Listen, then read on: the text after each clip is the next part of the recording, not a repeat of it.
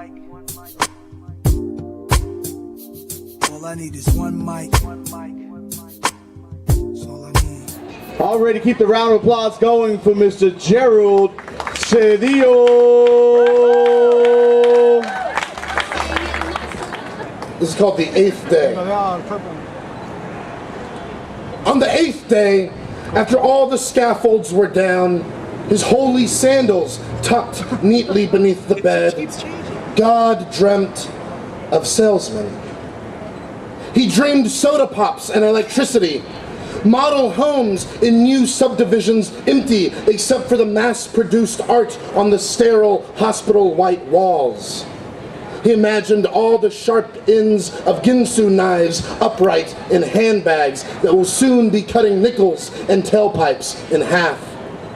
The dish rags that can absorb any spill, and vacuum-sized, mountain-sized stacks of them, vacuum cleaners with detachable arms, fog lights, swivel heads, and all of them named after his most natural disasters: cyclone, tsunami, earthquake 900, dirt devil.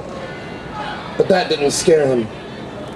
He foresaw the long, arduous walks, miles of dark-skinned banks, phone banks with miles of dark-skinned backs hunched over phone banks, countless late nights, disappointed wives, dinners skipped, the plate cracked against the wall, cigarettes and fast food on the car floorboards, the door deadbolted and the porch light off, the sleeping neighborhood, the utter desperation. But still, the God dreamt on. And why shouldn't he have? His phobia never came from the creation. It wasn't Eden or human beings or their hang-ups, the treaties that he'd make and break, or even the glimmer that will soon become his sun. The phobia was in creating something and no one listened. No one came. No one around would care to see. So he allowed the language he pulled from out the darkness, pearl ropes of pure thought that would decorate men and women's tongues, to be twisted, warped, misused.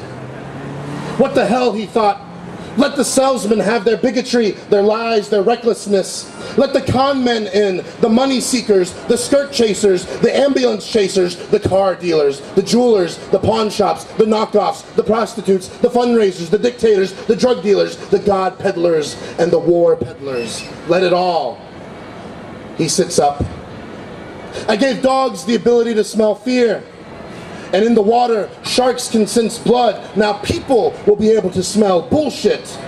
But I shouldn't make it too startlingly great. He rests back down, his unconceivable tiredness, his face a mixture of great, timeless excitement and the relief of a job well done, when, in the untroubled silence of heaven, someone is at his door beginning to knock. Yeah.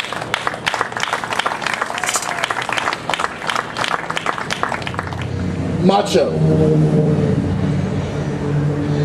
Little girls undergo a heroic apprenticeship of high heels, baby dolls, makeup, starter bras, and playing house. All of which intertwines with the already difficult task of becoming a woman.